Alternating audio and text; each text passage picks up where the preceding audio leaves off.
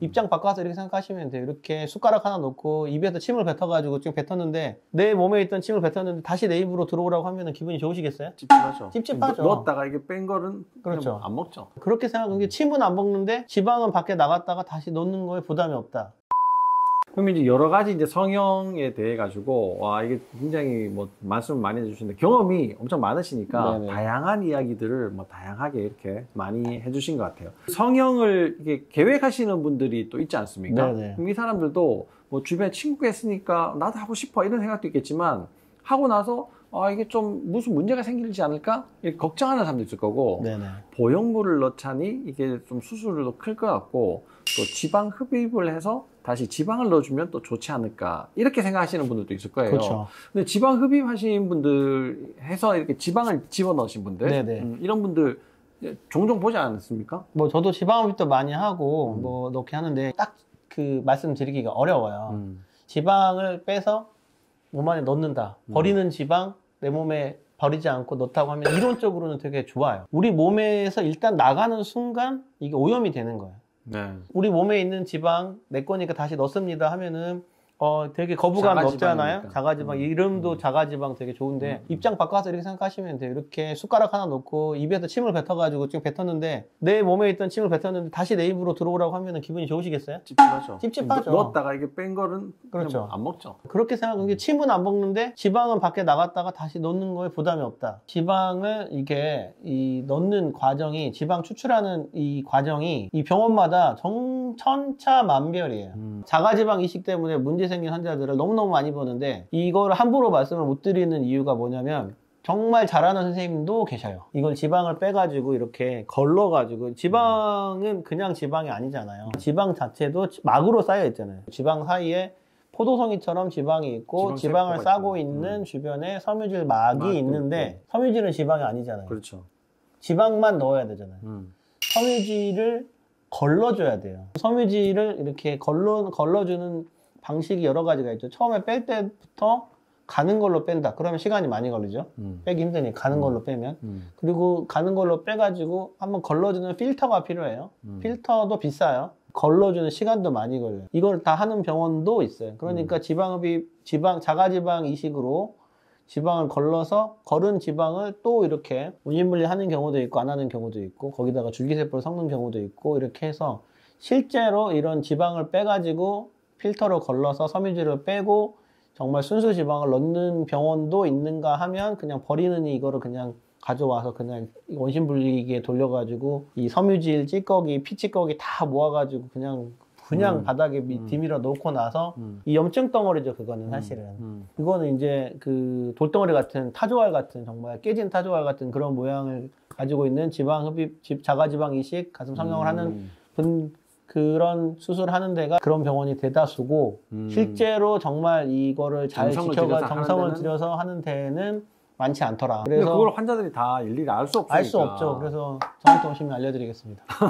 그리고 지방 이식은 어떤 사람이 하셔야 되냐면 원래 가슴에 지방이 많이 있었던 분이 하셔야 돼요. 가슴의 종류도 여러 가지가 있잖아요. 이렇게 우리가 흔히 말하는 치밀유방. 네. 치밀유방도 이렇게 퍼센트가 25%, 50%, 75%, 그렇죠. 100% 있는 분인데 100% 있는 분들은 하시면 안 돼요. 유선의 비율이 25에서 50 정도 되는데 예를 들어 지방이랑 같이 붙어 있어야 이게 커질 수 있어요. 그리고 지방을 넣는 부분은 유선 후 지방층에 넣어야 되고 기술이 좋은 분들은 대흉근 밑에다가 넣는 분도 있지만 그거는 이제 출혈의 위험도 있고 그러니까 유선 후 지방층이 많이 있는 분들이 이렇게 그 엇갈린 층으로 이렇게 쌓아주는 건데 자기 지방이 있어야지만 지방이 생착이 가능해요. 유방 촬영을 해보면 정말 그 단단한 유선만 있는 분들 거의 지방층이 1mm도 안 된 분들 이런 분들이 우리나라 한국 여성 중에 꽤 많거든요. 그런 분들 하시면 안 돼요. 그리고 유선 조직 바로 밑에 근육이고 뭐 그런 밑에 분들은 지방도 없고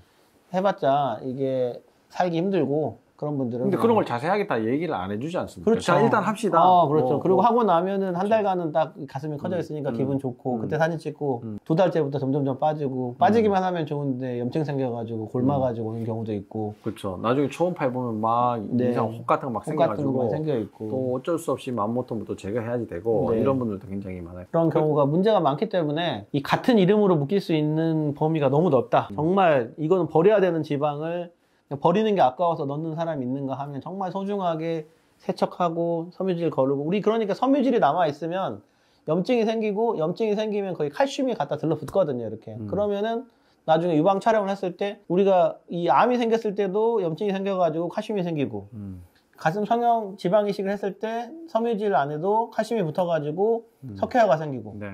그러면은 유방 암에 생기는 석회하고 유방 지방 이식을 해가지고 생긴 석회를 감별하기가 곤란해지는 거죠. 맞아요. 그러면은 이거 조금 넣었다가 이제 나중에 암을 못 찾는 불상사가 생길 수 있기 때문에 이건 좀 제가 가슴 성형하고 유방 암을 같이 진료하는 입장에서 자가지방 이식 가슴 성형은 좀 비싼 데서 하시라. 비싼 데서 하든지 네. 아니면 이왕이면 그냥 이제 보형물을 넣어라. 티 안 나게 하고 싶어가지고 제가지방 이식을 하고 사람들 마음이 다 약해요. 다 마음이 약해서 이게 내 지방을 내가 나한테 넣는 거니까 안전하겠지라고 생각하는데 일단 뭐 별로 추천은 안 한다. 추천하고 싶진 않아요. 이게 하려면 선생님 그러면 필터는 뭘로 쓰시나요? 이렇게 물어보셔요. 지방 채취, 지방 처리는 어떻게 하시나요? 이렇게 물어보셔야 돼요. 뺐으니까 넣어드릴게요. 이렇게 하는 데는 하시면 안 돼요. 이렇게 막 주입을 하는 데가 있거든요. 그러면은 진짜 디밀어 넣는 거예요. 그렇게 하시면 안 되고 자가지방 이식은 우리가 이렇게 그 여름에 이런 발 치잖아요. 이렇게 발 치는 것처럼 이렇게 넣었다가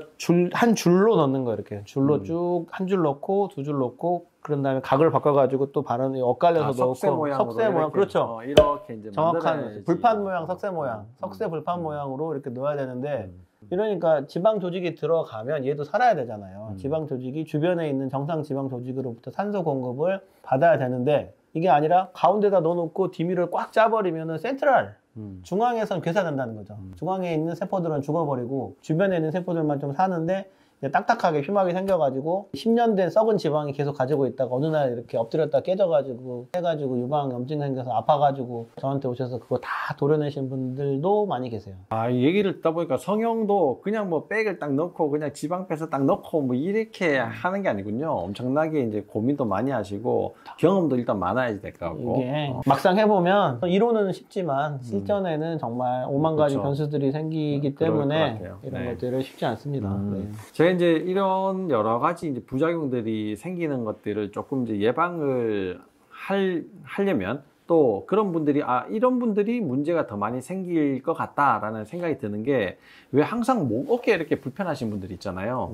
그런 분들은 여러 가지로 부작용들이 많이 생길 것 같아요. 그런 분들이 대부분 상체 혈액순환이 별로 안 좋으신 분들이거든요. 그러니까 좀 자기 어깨 관리, 목 관리 이런 것들을 잘 하시고 또 성형을 또 받으시면 부작용 없이 또 좋은 선생님 만나서 또 이렇게 예쁜 모양을 만드는 그런 좋은 기회를 이렇게 딱 만들면 좋을 것 같습니다. 오늘 유방 성형에 대해서 너무 좋은 말씀 많이 해주셔서 감사합니다. 네. 다음 시간에 또 좋은 이야기로 여러분들을 찾아뵙도록 하겠습니다. 감사합니다.